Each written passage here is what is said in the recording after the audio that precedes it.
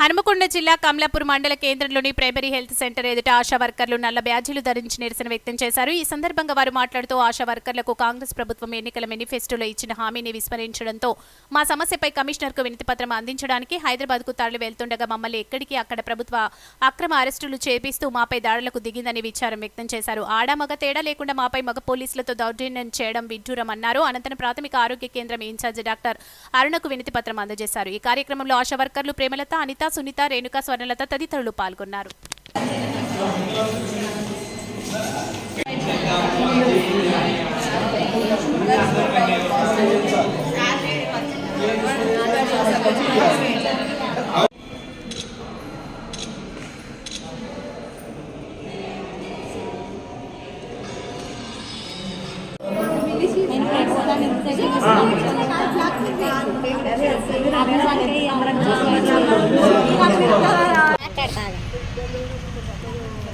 నా పేరు అనిత.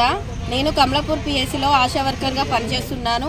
నిన్న జరిగిన నిరసన కార్యక్రమంలో మేము కమిషనర్ ఆఫీస్కు 18,000 జీతం కోసం గత ఎన్నికల ప్రకారం మాకు మేనిఫెస్టోలో కాంగ్రెస్ ప్రభుత్వం పెట్టిండ్రు.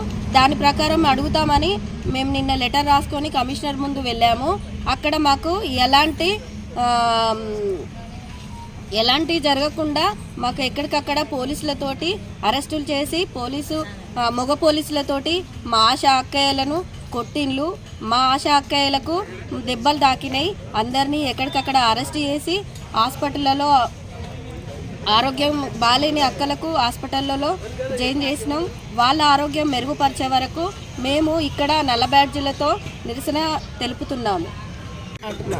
మేము గత ప్రభుత్వము మేనిఫెస్టోలో పెట్టిన 18,000 వేతనం వెంటనే చేయాలని చెప్పి నిన్న గుర్తు చేయడానికి మేము ఒక మెమోరాండం రాసుకొని వెళ్ళడం జరిగింది.